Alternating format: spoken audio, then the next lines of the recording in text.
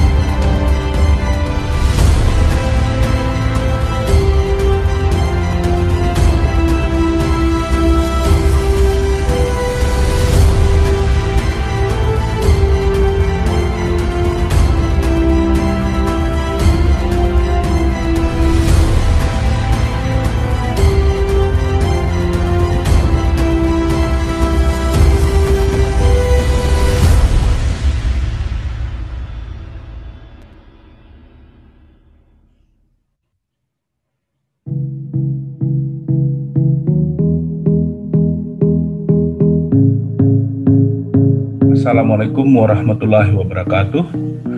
Bapak dan Ibu dosen serta temu dosen yang saya hormati, salam sehat dan bahagia.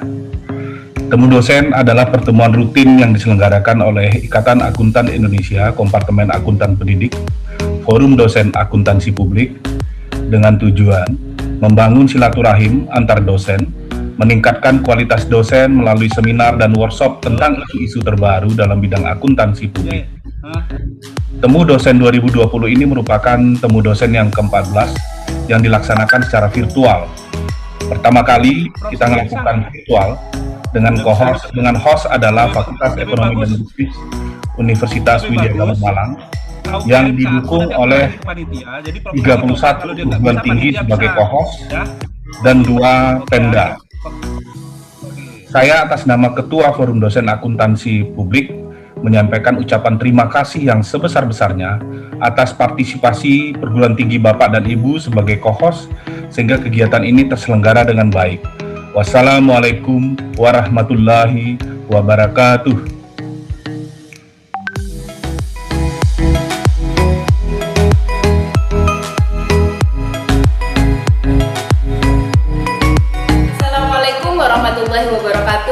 Saya Dekan Fakultas Ekonomi dan Bisnis Universitas Whya Malang mengucapkan terima kasih kepada FDAP yang telah memberikan kepercayaan kepada kita sebagai host acara Temu Dosen tahun 2020 yang ke-14. Kami mengucapkan terima kasih kepada seluruh co-host.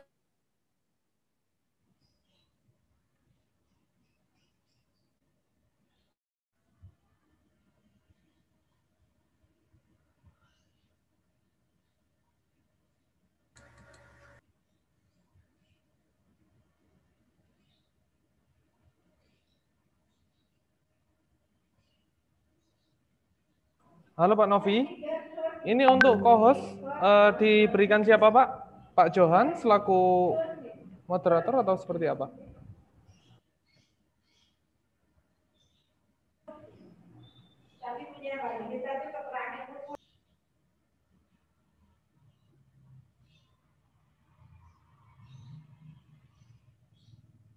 Halo, monitor. Pak Novi. Untuk co-host siapa Pak Novi? Diberikan siapa?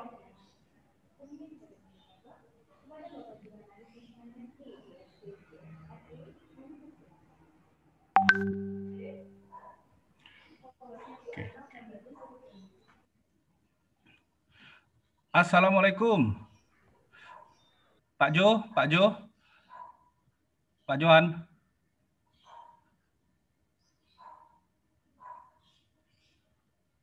Ini diberikan siapa Pak? Co-hostnya Pak Johan. Assalamualaikum Profesor Siti Nabihah. Selamat jumpa di webinar.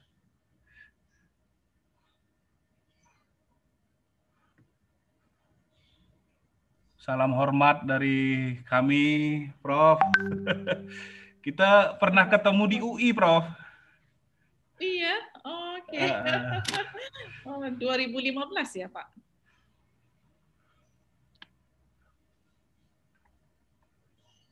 Lah, oke. Kita pernah ketemu di UI, Prof.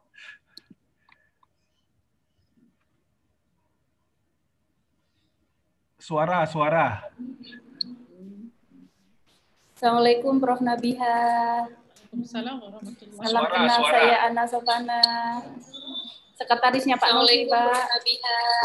Waalaikumsalam warahmatullahi wabarakatuh. Halo, suara nggak dengar, Prof? Oh, tak dengar suara? Dengar, cuman agak lembut. Memang suaranya Bu Nabihah lembut sekali.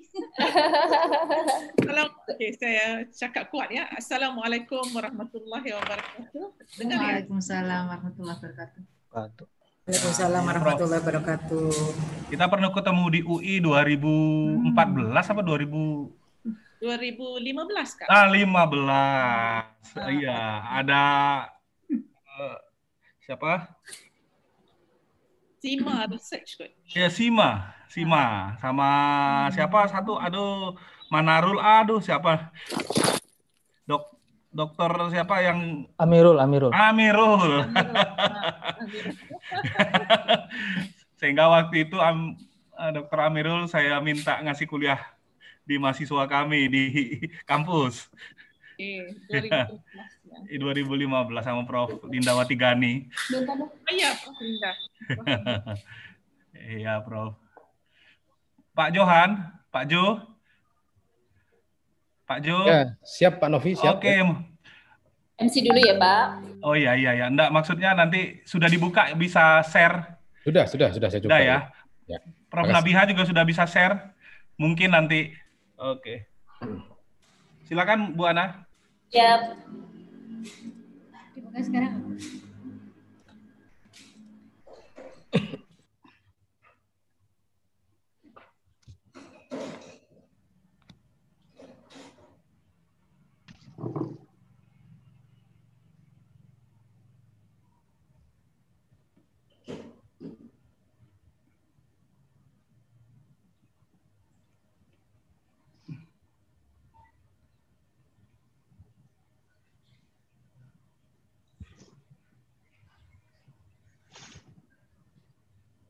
Assalamualaikum warahmatullahi wabarakatuh. Selamat siang dan salam sejahtera bagi kita semua. Masih dalam rangkaian acara Temu Dosen Akuntansi Publik 2020 dengan tema peran akuntansi publik dalam meningkatkan kualitas laporan keuangan pemerintah daerah di masa pandemi. Pada hari ini Senin, mohon maaf, sampai karena udah seharian ya sampai lupa hari, pada hari ini Selasa 3 November 2020 yang dilaksanakan secara virtual. Tadi pagi juga kita telah ikuti bersama webinar nasional yang sudah menghadirkan 4 narasumber yang sangat luar biasa dan juga materi yang sangat menarik tentunya. Dan tibalah saatnya kita akan ikuti bersama workshop metodologi dengan judul Qualitative Research in Public Sector Accounting, What, Why, and How. Bertugas sebagai moderator pada siang hari ini, Bapak Johan Arifin, MSI PhD, CFRA. Riwayat pendidikan beliau S1 Universitas Islam Indonesia Yogyakarta, S2 Universitas Gadjah Mada Yogyakarta, S3 Curtin University Perth Australia, dan saat ini beliau menjabat sebagai Ketua Jurusan Departemen Fakultas Bisnis Ekonomika Universitas Islam Indonesia Yogyakarta. Baik Bapak Ibu hadirin, selanjutnya acara kami serahkan sepenuhnya kepada moderator, kepada Bapak Johan Arifin, MSI PhD, CFRA, kami persilakan. Baik, terima kasih Mbak Rere atas waktunya. Sebelumnya saya mau nanya, nanti saya sampai jam berapa ini ya? Dipuji sampai jam berapa? Pukul berapa nanti? Acara selesai sekitar pukul 3, Mas Jo. Jam 3 Pak Johan. Oh ya, oke. Jadi Oke. Pak Johan lah yang ngatur ya. Ya, oke, ya. Oke. Terima kasih Pak Novi. Bismillahirrahmanirrahim. Assalamualaikum warahmatullahi wabarakatuh. Alhamdulillahirrahmanirrahim. Wassalatu wassalamu ala asrofil anbiya wal mursalin wa ala alihi wa sahbihi ajmain amma ba'du. Salam hormat dan salam sejahtera kepada para peserta temu dosen FDAP semuanya. Dan yang kami hormati Ibu Profesor Dr. Siti Nabiha Abdul Khalid ya sebagai narasumber utama ya workshop metodologi penelitian kita kali ini. Kemudian yang kami hormati juga Bapak dan Ibu peserta, pengurus FDAP dan juga panitia temu dosen akuntansi publik kali ini. Selamat ya buat Mbak Ana dan kawan-kawan. Sukses. Terima kasih. Ya. Pertama-tama marilah kita panjatkan puji syukur kehadirat Allah Subhanahu wa taala yang telah memberikan kita kesehatan batin, kebugaran sehingga kita bisa mengikuti temu FDAP kali ini. Mudah-mudahan lancar dan sampai nanti akhir acara kita bisa mengikutinya dengan baik.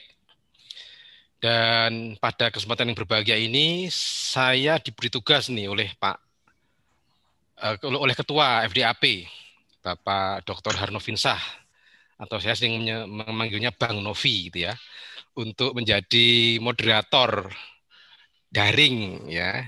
Kali ini menggantikan Cak Ulum ya, Prof Ulum yang sedang sakit ya. Ternyata Prof Ulum juga bisa sakit ya, padahal beliau itu orang sakti ya, orangnya kecil tapi sakti ya, tapi bisa sakit ya. Nah, pada hemat saya workshop kali ini itu saya yakin cukup menarik, yaitu tentang metodologi kualitatif research in public sector accounting, what, why, and how. Nah, Bapak dan Ibu yang kami hormati, kalau kita melihat pengembangan suatu disiplin ilmu itu tidak akan terlepas dari peran riset ya, dan hasilnya untuk dipublikasikan dalam literatur dan jurnal akademik. Nah, sebuah disiplin ilmu tidak akan berkembang, bahkan akan mati ya, apabila tidak ada pengembangan riset atau disiplin ilmu tersebut. Nah, dalam disiplin ilmu akuntansi, riset akuntansi memiliki peranan yang sangat penting. Ya, pertama akan memberikan berperan untuk memberikan pengaruh terhadap praktek akuntansi, sehingga praktek akuntansi tidak sekedar asal jalan, akan tetapi didasarkan pada sebuah riset yang benar. Nah, demikian sehingga teori ya, sehingga praktek akuntansi tidak sekedar asal jalan ya, tetapi didasarkan atas riset yang kemudian dielaborasikan dalam sebuah teori. Nah, kemudian teori tersebut akan dijadikan subjek untuk dilakukan pengujian empiris secara berkelanjutan.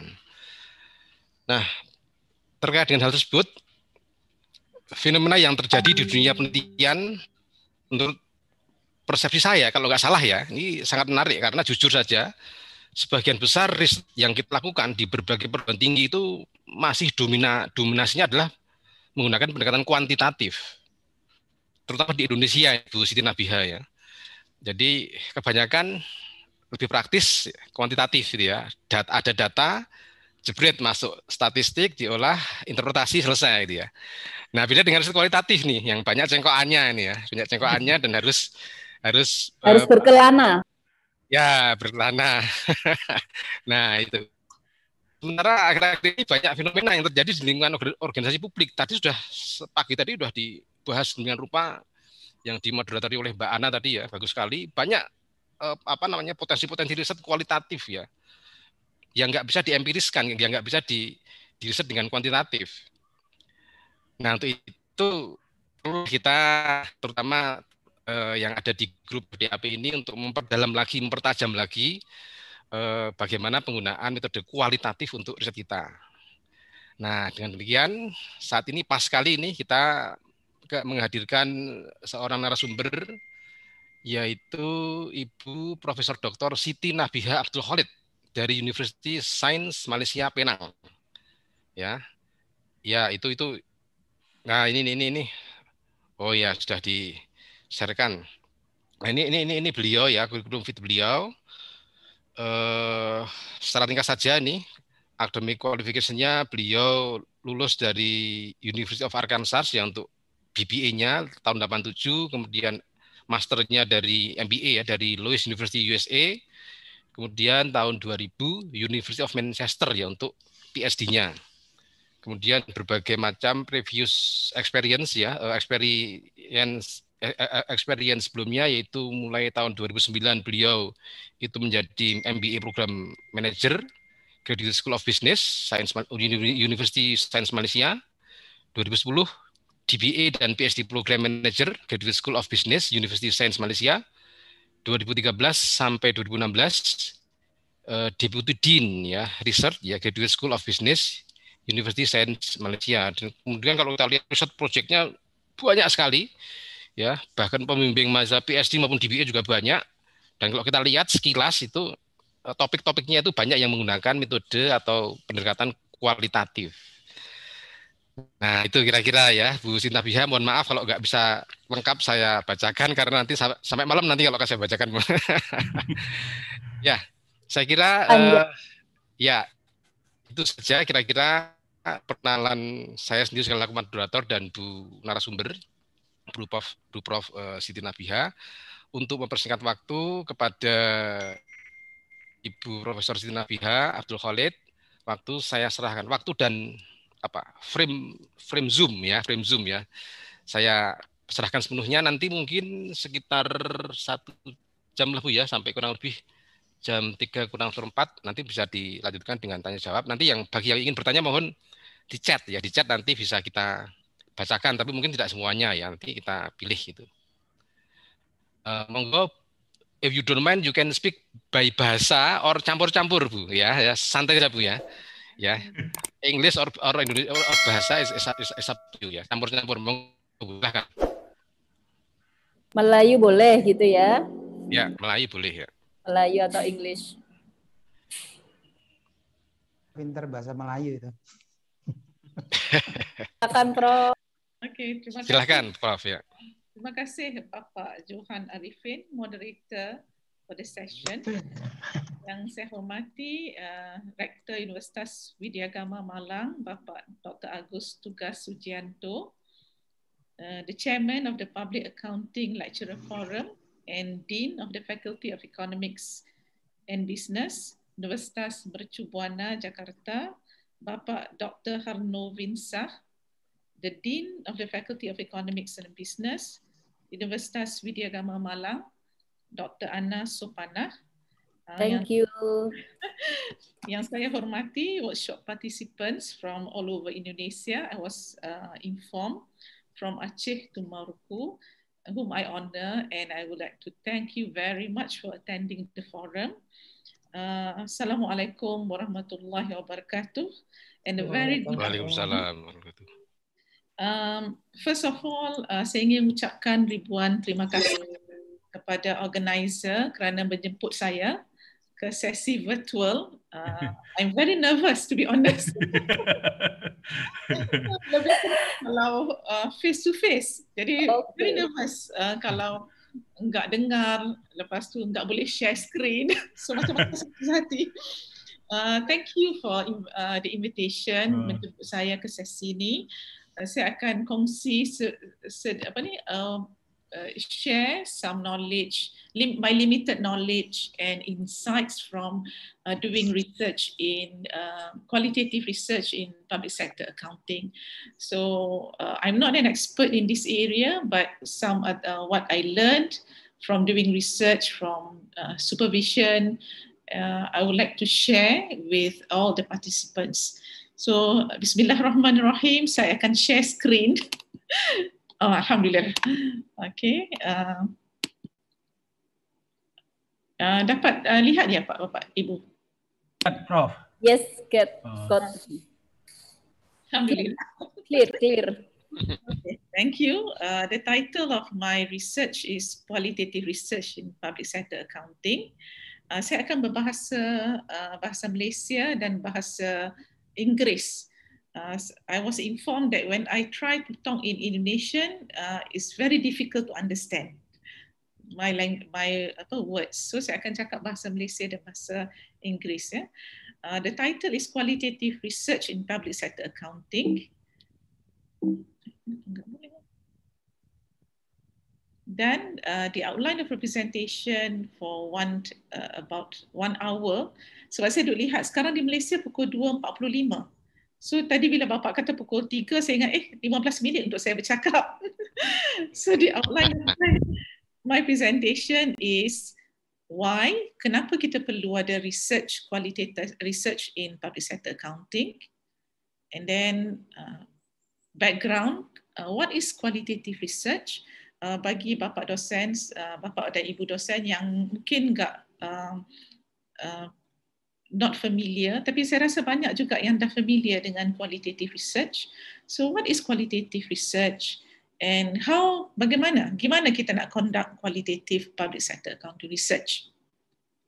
So presentation saya berkisar kepada 3 area ini. Ya. So why the need for qualitative research in public sector accounting? Kenapa kita perlu buat research kualitatif dalam public sector accounting? Okay. What is distinctive contribution? What can qualitative public sector accounting research offer? So what we can offer in addition to the quantitative research? I'm not saying that qualitative is better than quantitative or quantitative is better than qualitative. Tapi there are certain distinctive contribution from qualitative research. So what can qualitative public sector accounting research can offer? And what are the distinctive contributions? So sebelum kita pergi kepada what they can offer, maybe kita lihat dulu the context of public sector accounting research and what are the changes happening. Ya? So kalau ikutnya, terdapat new public management paradigm that infused throughout the world daripada tahun 1980-an, and then it was propagated by World Bank bila dia bagi financial assistance to developing country. So new public management has been advocated to various countries, including developing countries. And one of the idea of new public management is the use of private sector practices. So the use of private sector practices in the public sector. And because of this new management, it leads to a lot of reform in public sector in developed and also developing countries, di Malaysia dan juga di Indonesia. Dan accounting adalah salah satu tool, one of the tool to push for the reform. So kalau nak reform public sector, salah satunya adalah dengan menggunakan accounting. So public sector accounting research is, we call it golden age in the era of new public management. So bila kita kata golden age, it doesn't mean the better quality ke apa. What it means is this, because of the NPM, because of the use of accounting as a tool to push for reform, so there's a lot of research being done in public sector accounting. So that's why it's called public sector accounting has achieved a golden age under new public management. So what are the elements of new public management? Ini I have to discuss this to show why do we need to do research qualitatively in addition to the quantitative research. So new public management, some of the elements is, again, managerialist principle. Public sector should be managed like a private sector. So because of that, there is measurement standard of performance. Salah satunya adalah output and outcome measures, benchmarking on ranking of organisation.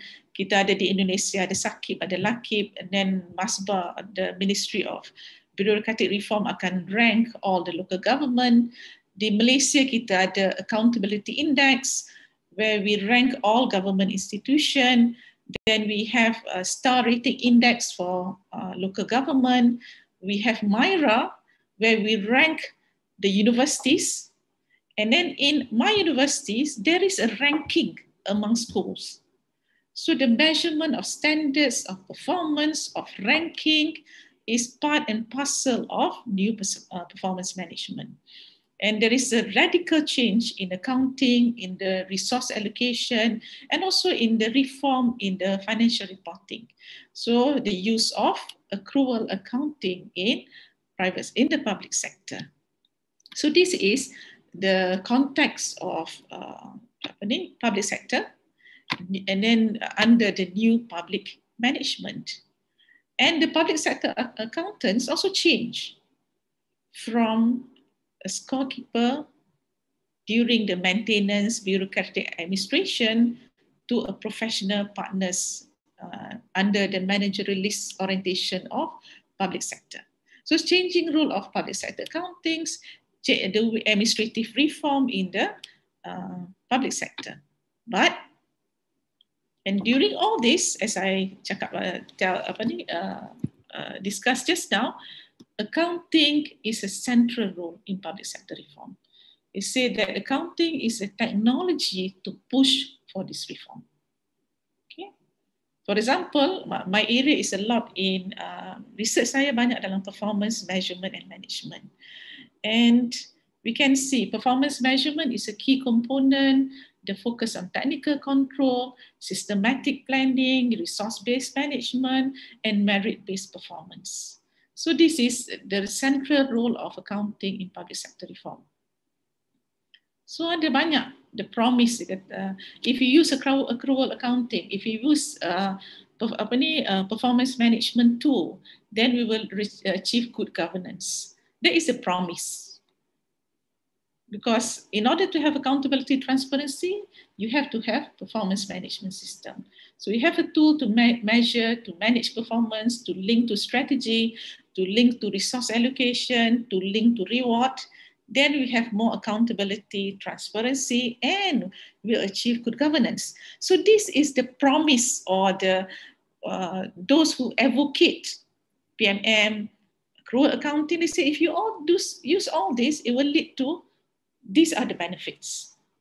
So this is what was propagated yang mana by international bodies, by accounting association, and so on. But daripada research, we can see unexpected unintended effects of adoption of PMM. Saya show a lot of pictures of students, kanak-kanak, because banyak negara dia rank schools. We use measurement to see whether students learned. But what happened is instead of leading to students learning, it leads to the other way around. So the negative, unexpected, unintended effects of adoption of performance measurement. Another area, kenapa? Sebab accounting is developed for the private sector.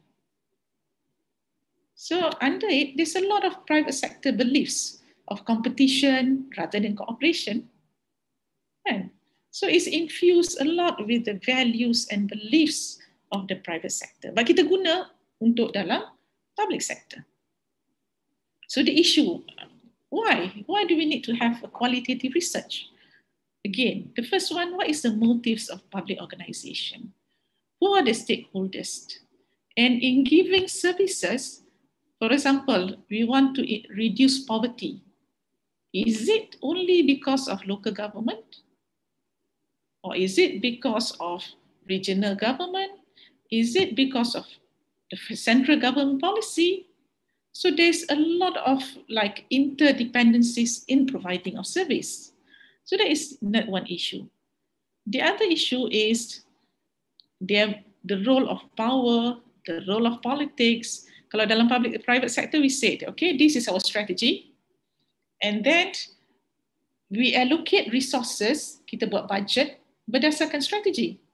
Tapi dalam private sector, daripada research kita lihat, there's a lot of politics, political interest, political power that influence the resource allocation. And so there's issues with that. Huh?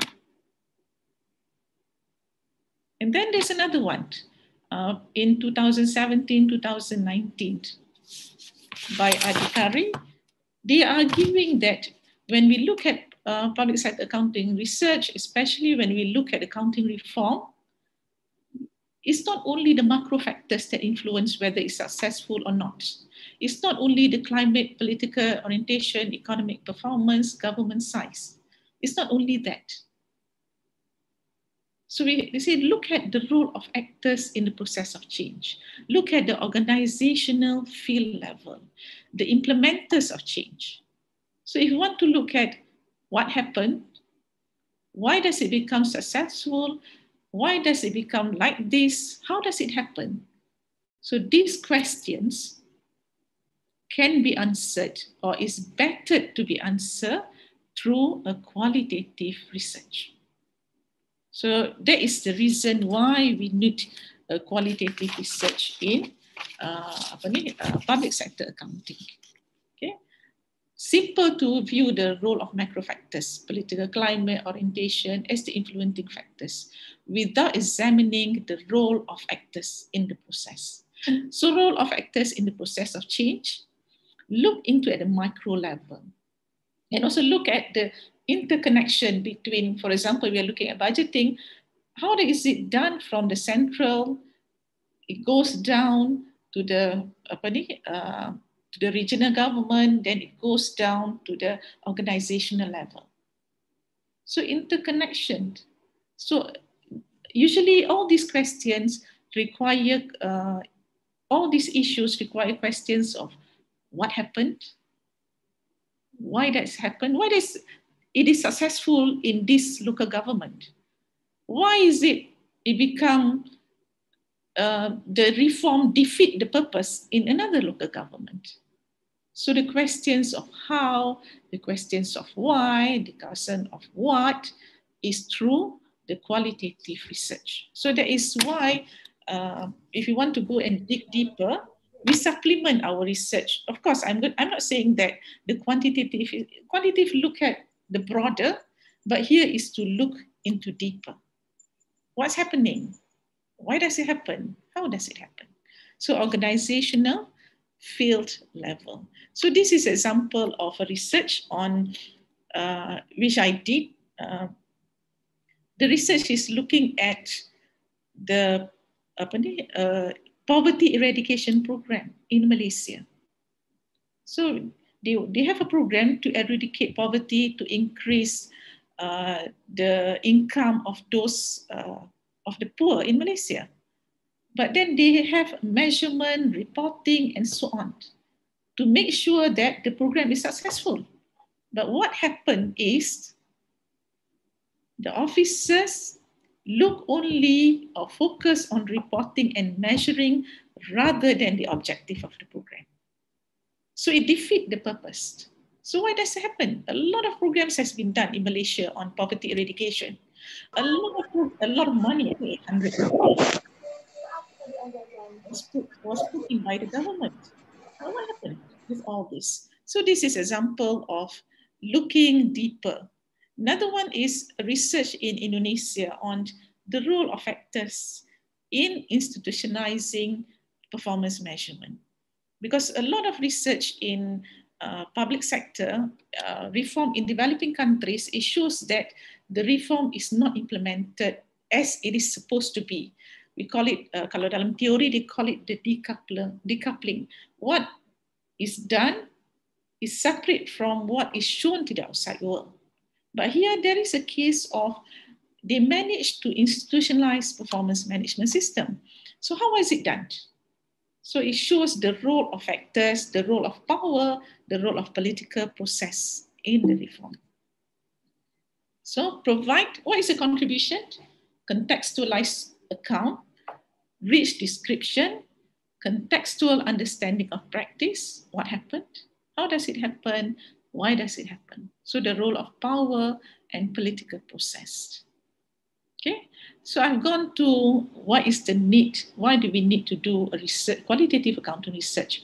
So here we can see that qualitative accounting research is, or if we do a qualitative accounting research in public sector, the question that we ask is different. We look at the phenomena from a different angle.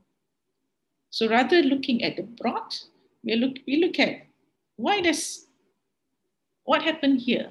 What is the process from the policy, the government policy, to the implementation of the policy, to the outcome of the policy, which has not been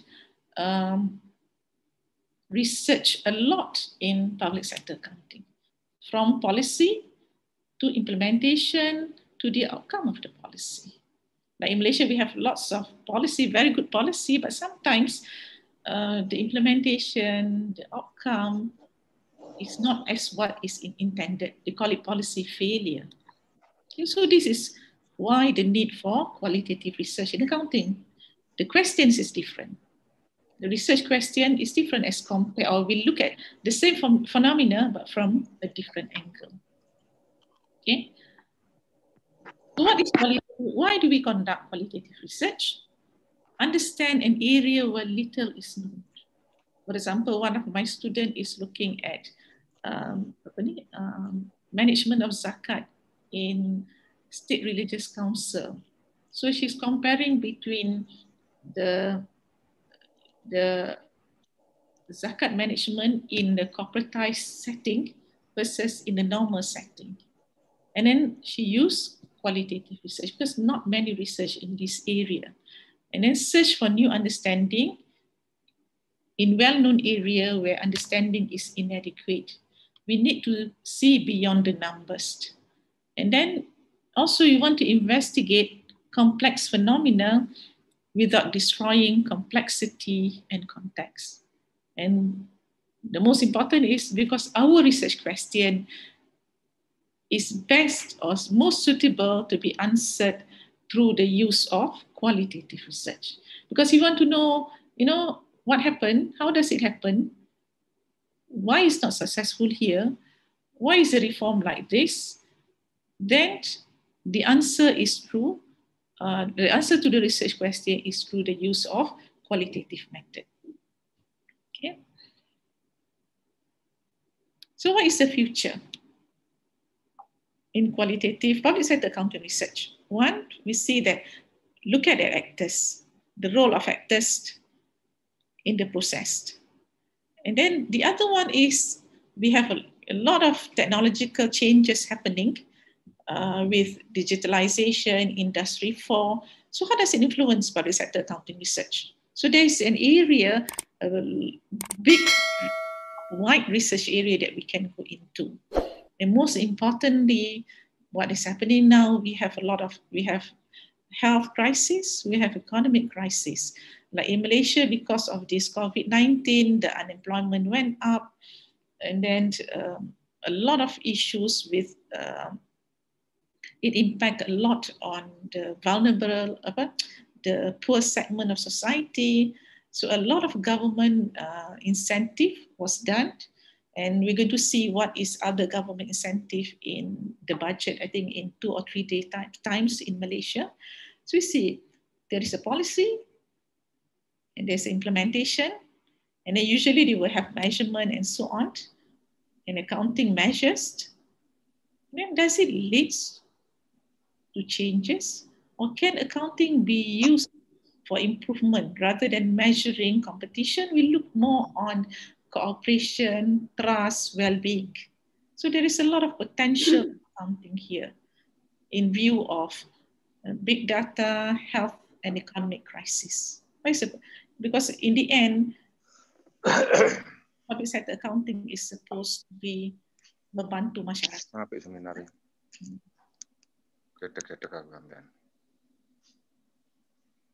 So what is qualitative research? So there is a second part of the research, the presentation. What is qualitative research? Okay. One, it doesn't accept that accounting can be successful as a powerful force of change. It accepts the importance of context. Kenapa berjaya di sini? Kenapa tidak di sana? And the question is to understand, seeks to question and understand, and depends on theoretical orientation. The question might be different, the issue raised might be diverse, and a critical evaluation of the process involved. That is the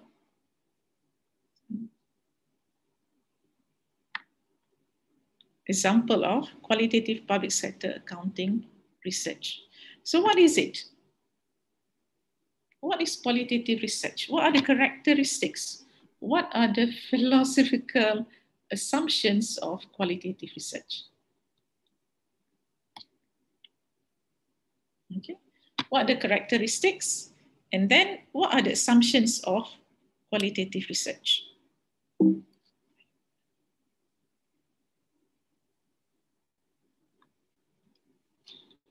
First one is seeing through the eyes of the people being studied, which is, this is because of the philosophical assumptions of the research of, I try not to make it so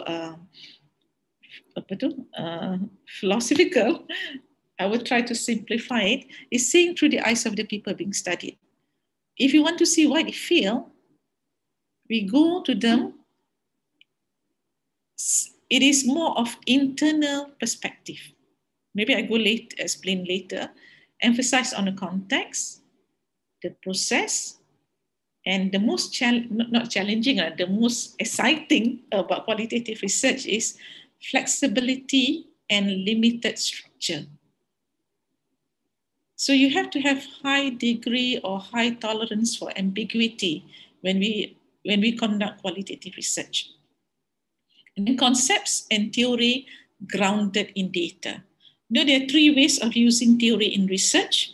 The first one is we have our theory, we develop our theoretical framework, our hypothesis, then we test. That is the first way of theory. The second way is we develop theory from the ground. It means that we conduct our research, then from the data we develop the theory. And then the third way is we use dialectically, concurrently, we have a theory to provide the lens when we go and see the phenomena. And then from the data, either we use a theory to explain the data. If the theory couldn't explain the data, we refine the theory. So this is 3 ways of using theory. So concepts and theory grounded in data. If there is a conflict between theory and data, then the data is king. The data supersedes the theory. So it's theory. You can, in qualitative research, concept and theory grounded in data. So the focus is in qualitative research is not generalization to the population, but generalization to the theory, theoretical generalization. Okay. And another exciting part, I'm not going to say challenging, another exciting part of qualitative research is the researcher is the research instrument. So whether you have to know how to ask questions, because there are certain things where the knowledge is tacit knowledge. You know, like we want to ask the officer, public officer, they know, but very difficult for them to articulate. So how do you ask questions so that they're able to explain to you? So researcher is the research instrument. Researcher views social phenomena holistically. And as we collect the data is where we analyze. So concurrent data collection and data analysis. Okay. And then there are certain philosophical assumptions underlying qualitative research.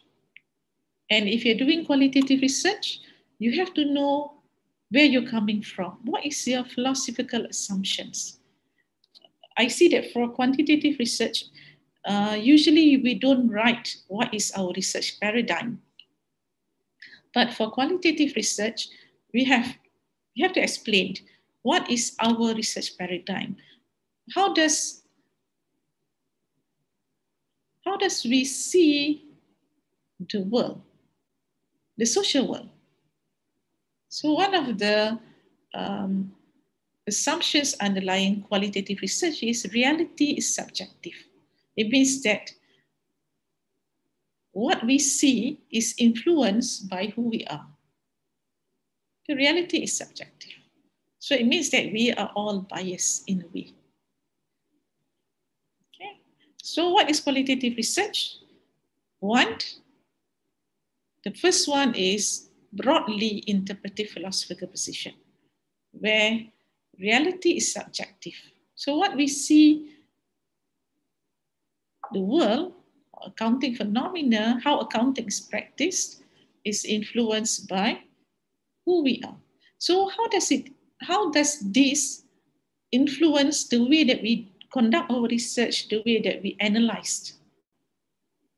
So what we see is influenced by who we are. It means that we are influenced by the context. For example, like our actions is constrained by our culture, but our actions either collectively or individually also change the culture. So given these philosophical assumptions, the importance of context, so data how do we collect or generate data? Again, has to be flexible, sensitive to the social context. Remember when whether in my previous slide I said whether the reform is successful or not is not only the macro factors but also the organizational factors, the organizational context, the role of actors in the organization. So data generation has to be flexible and sensitive to the social context. And data analysis and explanation is understanding of complexity, details, and context. So we believe in our assumption of subjective reality. Context is important. So the way that we collect the data, we also have to see the social context. The way that we analyze and provide explanation also needs understanding of complexity, details, and context. So this is a brief introduction of what is qualitative research. So what is the difference between qualitative and quantitative? Kalau in oh, this is wrong. This is supposed to be quantitative. Quantitative research is quantify sample findings and generalize to the population. And the data is mainly as what Bapak Johan kata, banyak statistics and so on kan. So mostly numerical. Qualitative is deeper understanding, and the data is soft data. Words, text, documents, videos, and so on. So if the criticism against qualitative research is it cannot be generalized, that is not the purpose of our research. The purpose is not generalizability to the population. The purpose is generalized to the theory. Does the theory explain this situation? Okay, and it provides insights. You know, why is it successful here? What is there? So rather than whatever techniques and tools that come from the West or come from the private sector we implement, we have to see what is there that make it successful. What is there that make it they achieve what is they intended to achieve? What is their context? And what is the context here? So that is the reason for deeper understanding. And then quantitative, large number of representative cases. In qualitative, it can be only one organization. Like in the two papers that I show you, we use only one organization, one local government.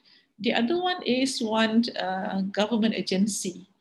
So the focus is only one organization, but it doesn't mean that our interview is only on that organization. We also interview those at the central level and so on. And data collection is highly structured in quantitative and standardized, but here it is unstructured and or semi-structured. Data analysis, quantitative is statistical. You will learn about SPSS, PLS, and so on. Here is synthesis, interpretation, and themes. Okay. And the assumptions of qualitative research, principles of hard science cannot be applied to human behavior. It means that it said differences in between investigating individuals, society, organization compared to investigating the natural world. So subjective, personal, diverse experience are paramount. Study individuals in the context of their natural setting. And then researcher is the research instrument. So far from being an impersonal data collector, the interviewer, not the interview schedule, a protocol is the research tool. So whether you get a good research or not, you are the research instrument.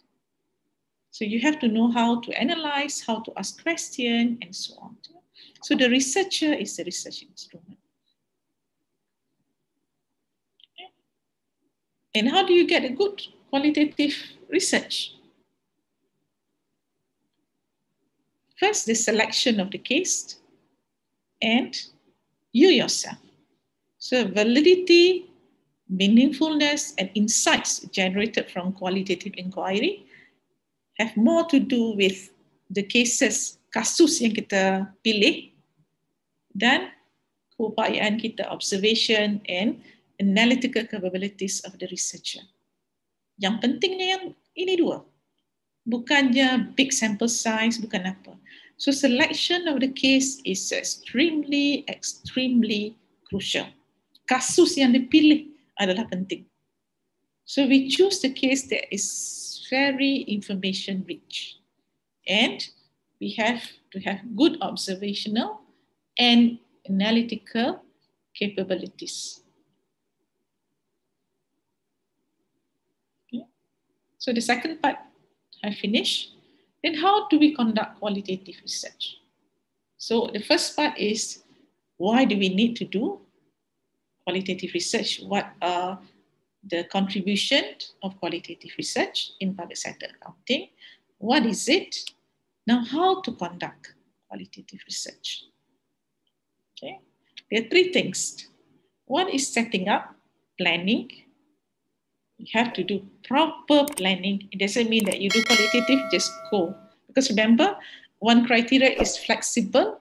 Kita harus fleksibel dalam jalankan riset. Tapi flexibility doesn't mean that we don't plan. We have to have a very good planning. So setting up the research and then doing the research, we call it field work, going to the field, collecting the data, analyzing and writing up the research. So there are 3 stages of qualitative research. Okay.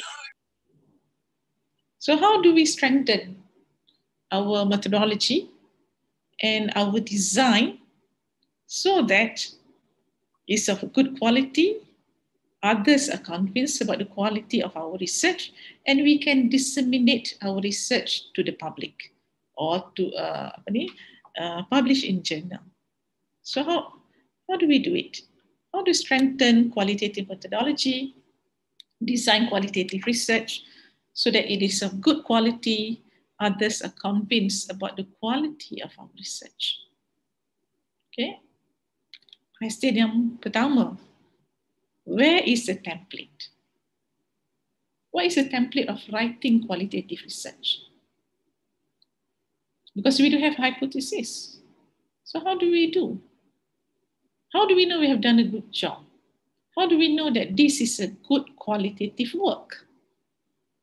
So these are the questions that usually were asked, and we also question ourselves. Have we get enough data? Is the explanation good? Is it we choose appropriate theory? So it's a template. Unfortunately, or fortunately, there is no template. So the first step for a qualitative researcher is to understand what is your research approach. Because there are many approaches in qualitative research. You can do grounded theory, you can do interpretive case study, critical approach, and so on. So understanding where you're coming from and understanding your philosophical assumptions. I found that in my supervisions of PhD students, the philosophical assumption is very important because it will influence the way that you conduct your research and the way that you analyze. So understanding where you're coming from, understanding your philosophical assumptions. And then we need to know what are the differences between qualitative and quantitative. Kenapa? Why? Kenapa kita perlu tahu? Sebab usually, sometimes when we present at conferences, there are those who don't understand about qualitative research, and they measure qualitative research based on quantitative paradigm. So you have to know what is the differences between qualitative and quantitative research. You have to understand which approach you are using and what are the assumptions of qualitative research. So these are, especially when you go to conferences, when you do presentation, and especially when the conferences where there are audience who are not exposed to a different way of conducting research. Okay. Then you have to know your method. Are you using grounded theory? And then the major authors of who describe your research method, and why do you think it is appropriate for your research method? So if we send to publication, even though we say the research question is to understand how, why, whatever, in the methodology, we have to at least justify why qualitative approach is appropriate, why we are using qualitative approach. Okay, so why your method is appropriate for your research. Okay, and this is I took from Alexander Graham Bell. He said, before anything else, preparation is the key to success. So, silap eja. It's supposed to be in the, okay. So it means that it's flexible, qualitative research is flexible, it's also a bit unstructured, but in order to do a good research, we have to have proper planning.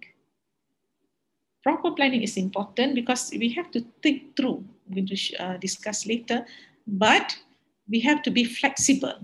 We have proper plan, but we prepare to change our plan.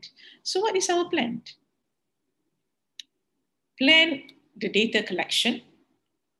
Remember, a good qualitative research depends on kasus di mana datanya adalah rich data. So what cases are we using? Kasus mana yang dipilih? What cases? What organization? How do we get access? And then interview questions. Even though I'm not going to talk much about interview dalam ni, tapi detailed preparation of interview questions. And then how do we record the data? What method of analysis? So plan the data collection, plan the data analysis. And plan to change. Kita buat planning, tapi flexible mungkin we have to change the plan. And we are flexible enough to change the plan. Because qualitative research, the design is emergent, is iterative process. Maksudnya apa?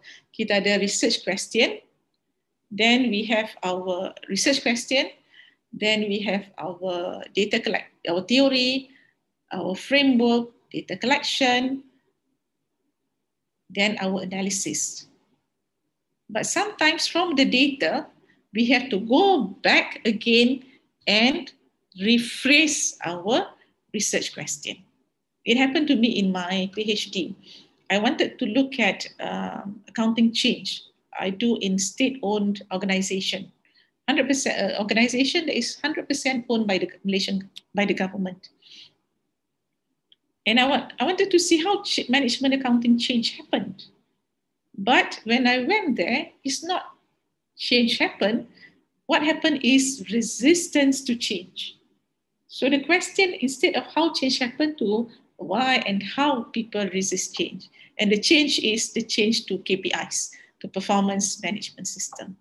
So you do planning, data collection, theory, research question, but then it is a iterative. Maksudnya daripada research question, kita pergi theory, then kita pergi kepada data, analysis, and we might need to change back our research question. Or not change it, we might need to rephrase or ubah sedikit research question. So it is iterative. So researcher is the learner, continually making decisions that affect the question pursued and the direction of the study. And then we have to think, planning.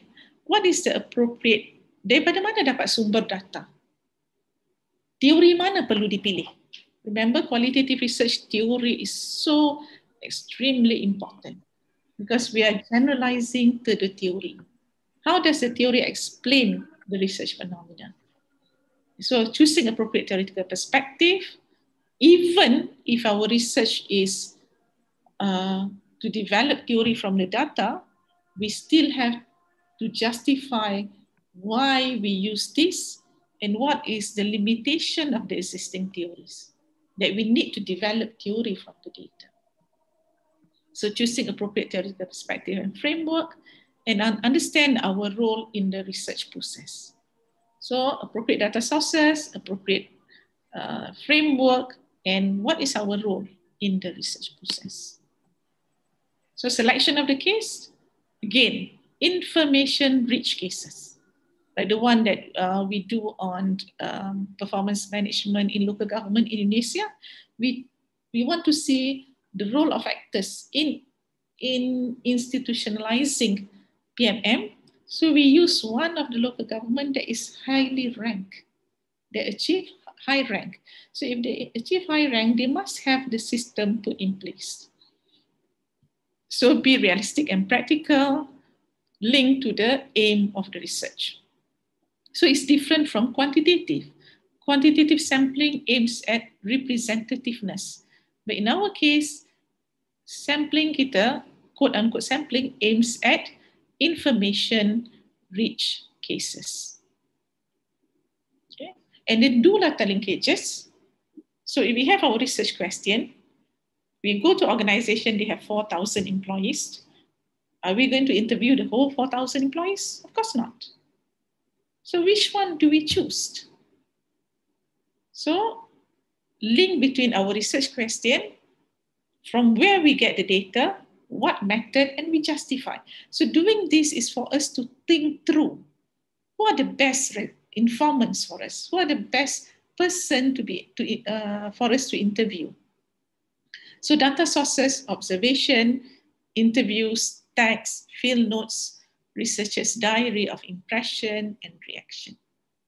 So this is an example of a research question. How does economic crisis affect the organization? Whom do we interview? And why do we think that these organizational members will provide us with rich data and so on?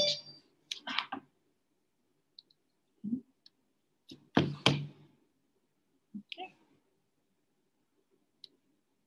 So this is the link between the research question, sumber data, then method. Is it interview? Is it documentary? And justification. So because if the company has 4,000, like this company have 30,000 employees, we're not going to interview 30,000, right? So we have to think through. So this is proper planning before we go to the conducting or doing our field work and collect the data. And we do triangulation. Triangulation is using one or more method or source of data to study the social phenomena. Or it can be different theoretical perspective. This one depends on your approach and your the method and your research question. Then the most important part, what theory are we going to use?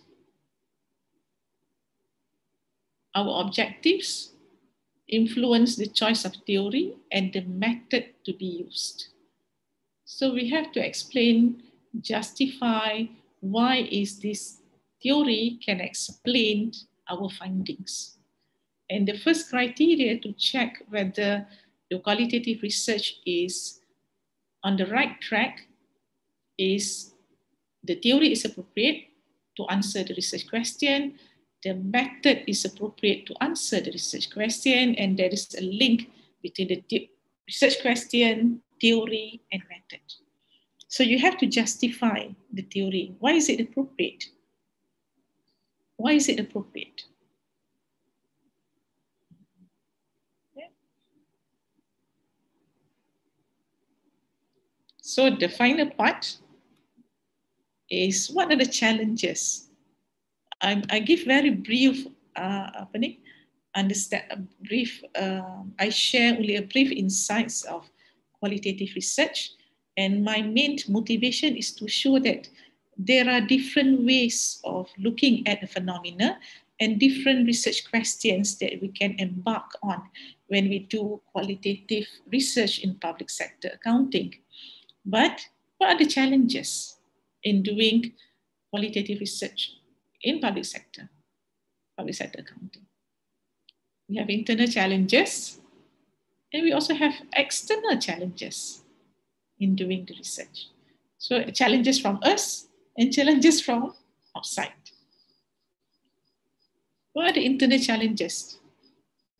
Again, remember saya kata kita kena faham all these philosophical assumptions underlying the research, because if you understand the philosophical assumption, it will influence the way that you collect your data, the way that you analyze the data.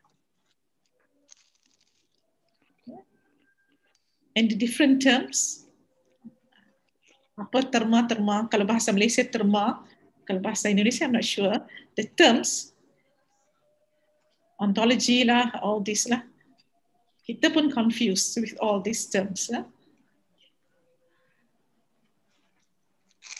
And also in conducting the research, the challenges. Kadang we call for an appointment, you want to meet them, and then sometimes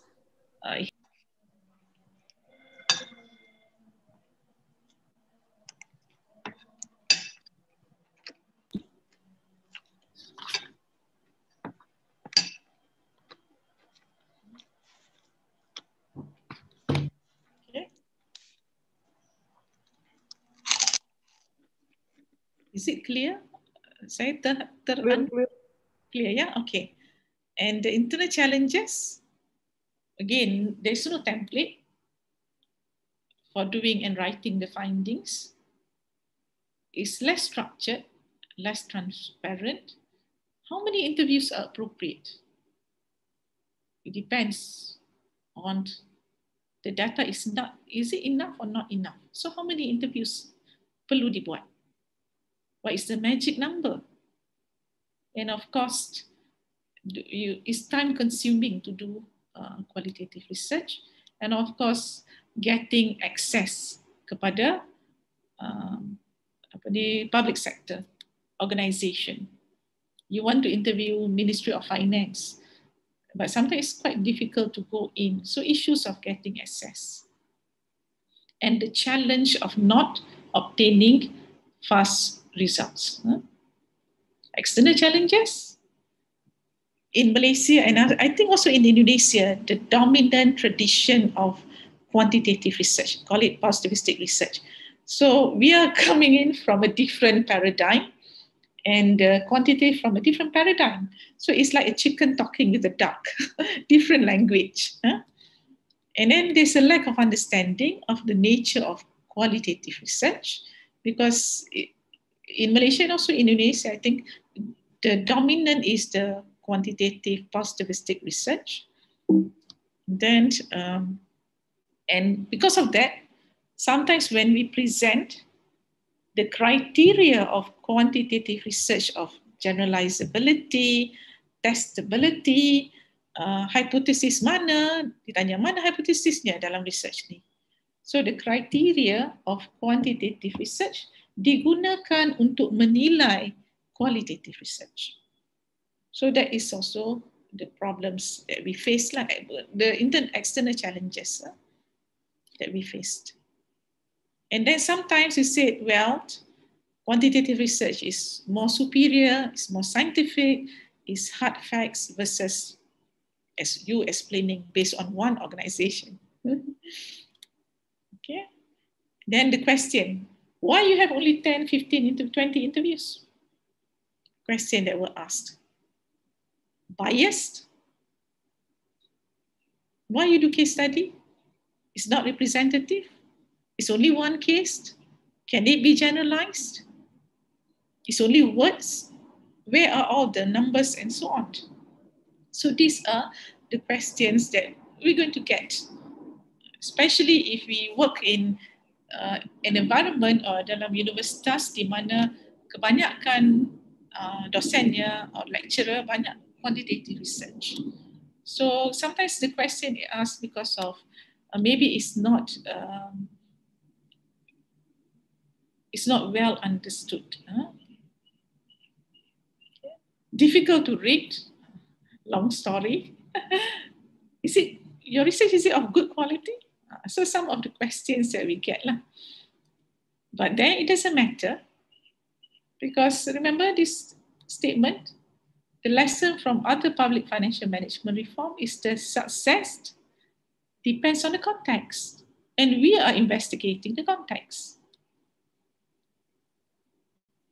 So of course there is now the calls for more research to examine the process of establishment of the policy, impact and role of factors, and the process that leads to outcome.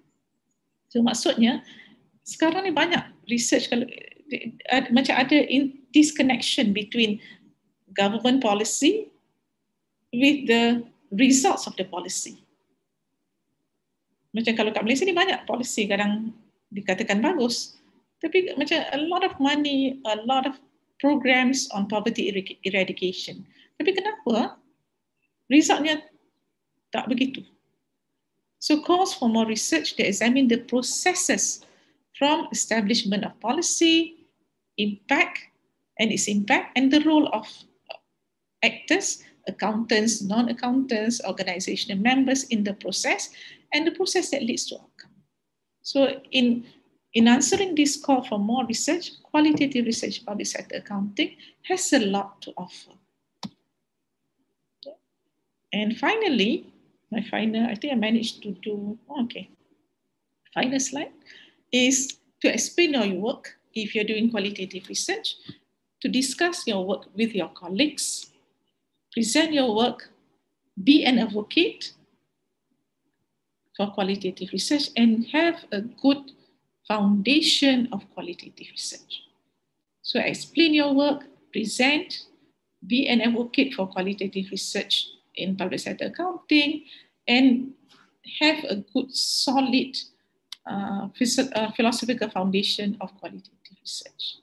And be a good research instrument so that you get good data, and hopefully, finally, we are able to publish our work. So that's all. I think I'm finished in good time. So terima kasih. And this is my email address if you need to email me for clarification and so on. So terima kasih banyak-banyak kerana sudi mendengar. So saya serahkan kembali kepada moderator, iaitu Bapak Johan Arifin. Terima kasih. Okay, thank you very much, Prof. Nabiha. Yeah, it's amazing. Yeah, it has been explained from the philosophy aspect, yeah, to the technical aspect in detail, yeah, about qualitative research, yeah, by Professor Nabiha. Okay, thank you. Now we still have about 15 to 20 minutes left, yeah, for discussion. And if I see from the chat, yeah, I think there are three questions, yeah, and that refers to Prof. Nabiha. The first from Ibu Titik Rahmawati, Untak, ya, Surabaya. Yeah, how to determine an embedded case study with a holistic case study?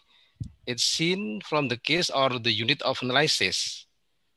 Bagaimana caranya kita bisa menentukan apakah penelitian embedded case study ataukah holistic case study? Apakah dilihat dari case-nya ataukah analisis unit? Kira-kira begitu, Prof. Nabiha. Okay, I think, can you get it? Untuk saya, I will answer ya, Pak Johan. Yeah, okay, yeah. If I can understand the question, apakah ada cara how do we determine the case? Is it? Sorry? Is it the question how we determine the case? Yeah. From Ibu Titik Rahmawati, yeah. How to how to determine the immediate case study with a holistic case study? Embedded case study with a holistic case study. I'm not sure what is holistic case study and immediate case study. I'm not sure. Tapi okay. Kalau nak determine selection of the case, ada kriteria. Okay, yeah. Gantung kepada persoalan kajian. Oh iya, persoalan kajian, okay, ya. Contohnya macam yang saya buat dekat paper on PMM di Indonesia. Kita nak lihat the role of actors in institutionalizing. Bagaimana dia mengimplementasikan dan mengubah in the way culture organisasi tersebut. Kalau itu soalannya, dan kasusnya mestilah yang the case that implement the system. Yeah. Then how do we determine the case that implement the system? We do not know sebab kita enggak pergi sana. Belum ni. So what we do is we see, okay, which one has a high ranking? Because one that we look at, I think it's LAKIP or SAKIP ranking. The ranking criteria apa? Ranking criteria is those, it leads to, the criteria looks at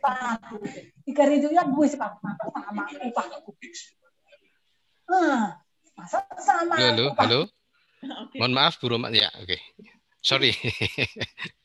The criteria, so we have to do lots of, before we can select the case, lots of preliminary work has to be done. Okay. Yeah. So then, okay, the criteria of SAKIP or LAKIP is this. So those who get good ranking means that at least the system is there. So we choose the case of local government with the high rank. So when we do it, there must be a selection criteria. What are the criteria to select this case? And the case can be an organization, can also be a country, can be individual also.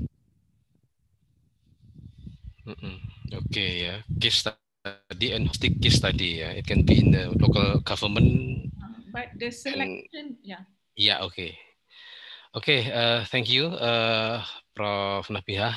Demikian ya Ibu Tati, ya Ibu Titik Rahmawati.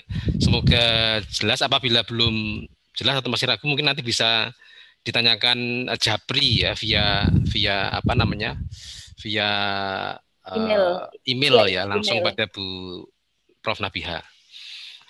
Oke, thank you. The second is from Ibu Nurul Hidayah ya. How to make qualitative research interested and easy. Yeah, it's very important because it takes time and costly. Yeah, that's right. Yeah, takes time and costly. It will be different. It will be different from the quantitative research. Yeah, just collected from internet or from other source and then using statistical tool. And then interpretasi, that's all I think. Okay, what about your answer, Prof. Nabihah? How to make qualitative research interested and easy? Because it takes time and costly. I think even quantitative research, if done properly, is also difficult. Because to develop your framework, you cannot just put, dependent, independent, intervened. You cannot do that. It also has to based on literature, based on originality. So I don't think quantitative is maybe easy in terms of you don't have to go to the organization to collect the data. You can use your phone and Google Doc and so on. So easy, I think both are equally, if it were to done properly, it's equally challenging. But I find qualitative research is interesting. I find it interesting because I started my PhD, I know nothing about qualitative research before, nothing.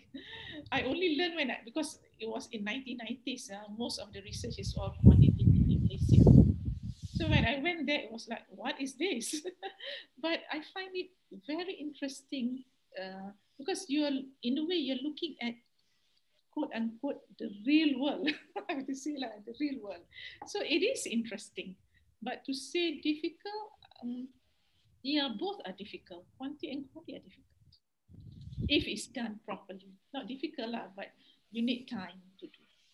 But here you meet people. You go and meet and you establish your network.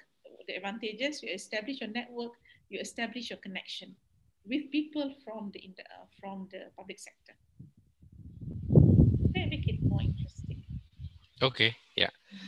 Oke, thank you, Prof. Nabihah. Semoga Bu Nurul Hidayah puas ya dengan jawaban Prof. Nabihah. Next. Thank you, Prof. Nabihah.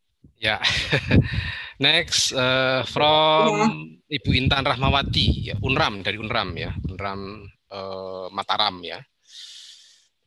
Oke. If the qualitative research result only apply to a certain context and condition, is there a certain way or method to generalize the research result? Okay. What is your opinion, Prof. Nabiha? Generalizability is not the focus of qualitative. Yeah, only apply to certain context and condition. Okay, but then I think the question is, if it cannot be generalized, so what is the contribution? Yes. Yeah. I think that is what. If it cannot be generalized, I think so. Yeah. The contribution. If I said, understanding what is might help to create what might be. And then macam saya cakap tadi, rather than we have system done in the West or new techniques, and then kita terus ambil, masukkan di konteks kita. Of course, it leads to a lot of issues. So what here is, if it is successful, for example, very simple example I gave, di Finland, the education system is one of the best in the world. Finlanda, I think the word in Indonesia, Finlanda, is the best in the world education system. Mereka nggak ada ranking. Mereka nggak ada all this ranking of measurement and so on. But dalam maths and science, they achieve one of the best in the world. So di Malaysia banyak juga kita punya ministry pergi ke sana. So adakah kita pergi sana? It's a unique case. Finland is a unique case. So what if you were to do research? How are they successful? What are the contexts? What make them successful? So we understand their context and we look at our context. So what is there? So there is a contribution. Bukannya sahaja kita lihat secara, for example, dia tak ada ranking of schools. So we don't do ranking. It doesn't work that way. What is there that make them successful? And what is our context? We understand what makes them successful so that we can see what we should done here. What are the differences? What are similarities? So that is the answer. Understanding what is might help to create what might be. I hope I answer the question. Tapi soalannya selalu dapat. If cannot generalize, what is the contribution? You get all the time. Okay. Okay, thank you. Next from Ibu Dian Penda Jateng, ya. May I ask a question to Prof. Siti Nabiha? How do we overcome the confidential issue while raising any topic in public sector accounting? Okay. Confidentiality issues. Because when we go to the field, we get lots of data. And sometimes we are surprised that they explain this all to us. So confidentiality issues, one is, macam contoh, one of my research, I didn't put the name of the country. Yeah. You can publish even without the name of the country. One of my paper I published, the reviewer of the paper asked me to put the name of the country, and I said we signed a confidentiality agreement, so it is acceptable.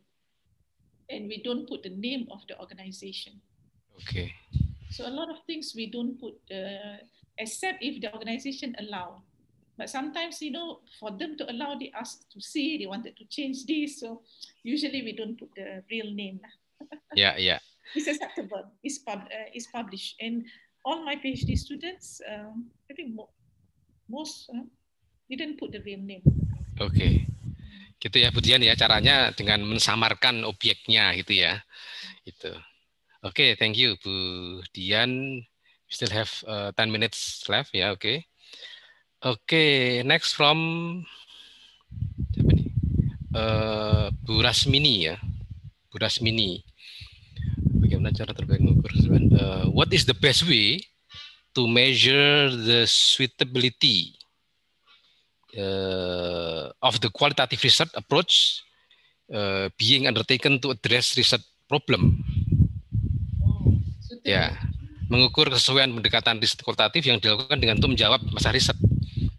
So, what is the best way to measure that the suitable of the qualitative research that we conduct, yeah, to address this problem. Depends on the research question. Yeah.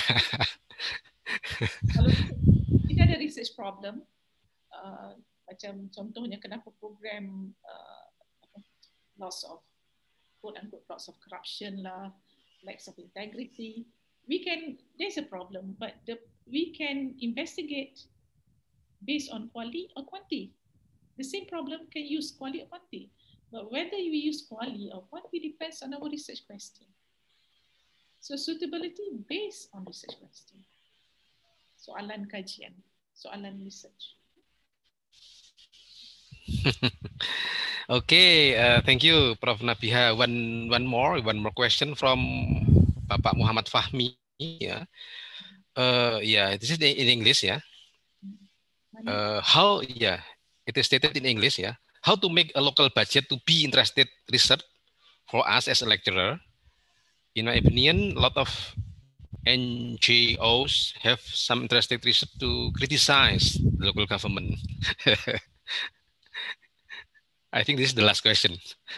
As a researcher, we have to be independent. Independent, yeah, okay. Independent. So, and what else? Yeah, independent.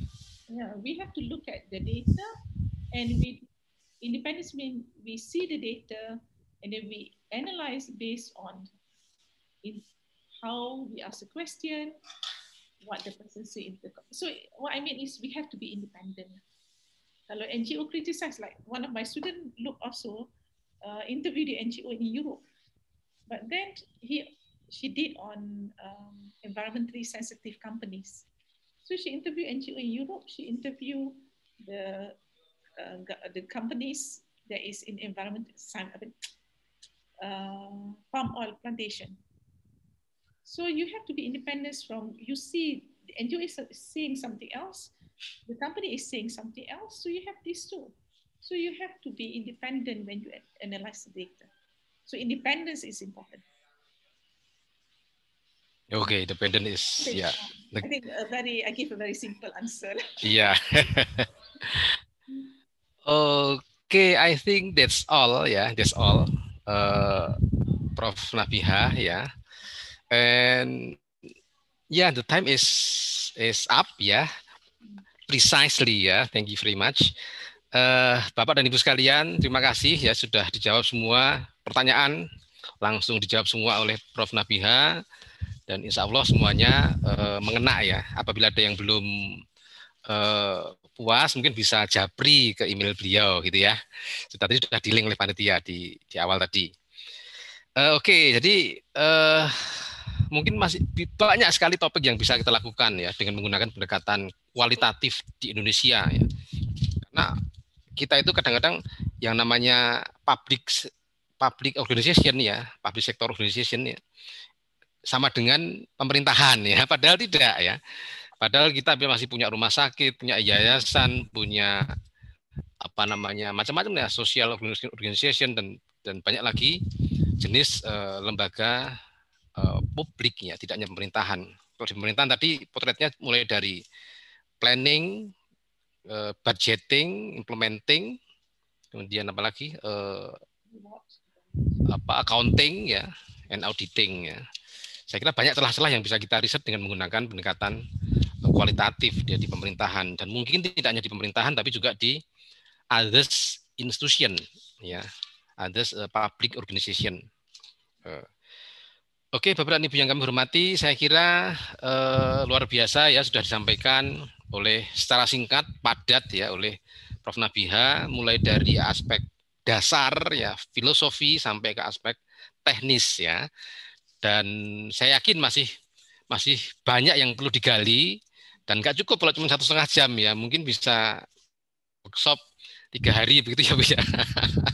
Dengan menggunakan banyak metode, ada metode yang menggunakan alat-alatnya kan banyak kan ya. Alatnya banyak, bisa kita menggunakan in vivo dan sebagainya ya. Untuk toolnya kan there are so many tools ya in qualitative research ya. Saya kira demikian. Thank you very much, Prof. Nabiha. Applause to Prof. Nabiha. Amazing. Amazing. Thank you, Prof. Ya. Terima kasih teman dan Ibu yang kami hormati. Sesi saya sudah pas sekali jadi garang dan akan kita tutup bersama dan saya serahkan kembali sepenuhnya kepada MC. Pulau Irian, burungnya cendrawasih. Cukup sekian dan terima kasih. Nggak mau kalah ini moderatornya. Prof, Monggo. Prof Nabiha. Ya. Nanti materi kirim ke melalui Pak Taufik Akbar ya, Prof. Sudah dihantar, sudah dikirim. Sudah diantar, iya. Nanti juga saya minta nomor HP dari Pak Taufik ya, tidak apa-apa ya? Ya, tak apa. Ambil. Saya lupa nak letak. Iya. Terima kasih, Saya juga Prof. kenal Prof. Nur Azlina, pernah kita undang. Dean of SOM. Oh iya. And Dr. Salmi. Dr. Salmi also, Prof. Ya. Dr. Salmi also come to Mercu Buana. Insya Allah saya pun nak pergi nanti bila lepas COVID. Baik, terima kasih kepada Bapak Johan Arifin selaku moderator. Baik, Bapak Ibu dan juga kepada yang terhormat Ibu Profesor Dr. Siti Nabiha Abdul Halid, BBA, MBA, PhD, untuk berkenan foto bersama sertifikat secara virtual. Jadi kami akan memberikan sertifikat secara virtual dan untuk itu kita akan mengambil foto. Saya hitung ya Ibu Nabiha. Ya, saya hitung 1, 2, 3. Terima kasih Ibu Nabiha atas waktunya. Baik, Bapak Ibu yang kami hormati, demikian acara workshop metodologi dengan judul Qualitative Research in Public Sector Accounting, What, Why, and How pada siang hari ini telah selesai kita laksanakan. Semoga materi yang telah disampaikan oleh narasumber pada siang hari ini dapat menambah ilmu dan juga bermanfaat bagi kita semua. Bapak Ibu hadirin, acara akan kami rehat selama 15 menit dan setelah ini kita akan kembali masih di link Zoom yang sama dalam acara Temu Dosen Akuntansi Publik 2020 dengan agenda utama yaitu laporan pertanggungjawaban pengurus Forum Dosen Akuntansi Publik periode 2018-2020. Sekaligus ada pemilihan ketua dan juga pengurus baru periode 2020-2022. Pasti sudah nggak sabar siapa yang akan menjadi pengurus baru dan juga ketua baru. Mungkin Pak Ketua yang masih akan bertahan ya. Baik. Dan kita akan kembali sesaat lagi. Wassalamualaikum warahmatullahi wabarakatuh. Terima kasih, Prof.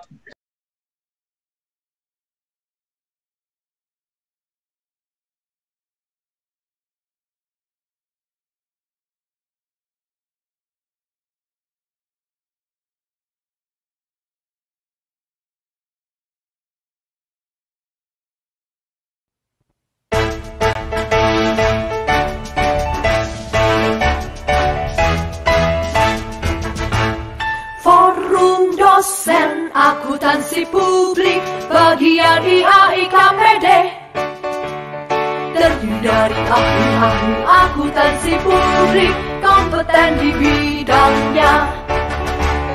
Forum dosen akuntansi publik membahas permasalahan bangsa di ranah publik di negeri ini Indonesiaku.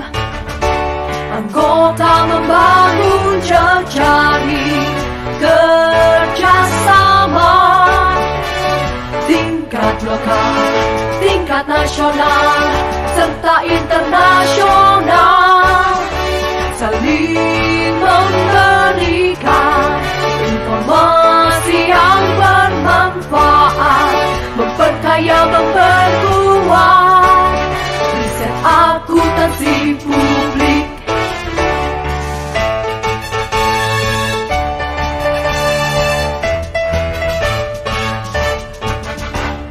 Forum dosen akuntansi publik disingkat FDAP sebagai wadah silaturahim saling salam sapa.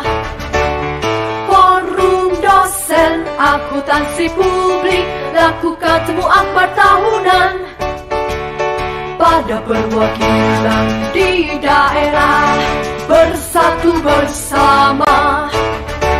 Anggota membangun jejaring kerjasama tingkat lokal.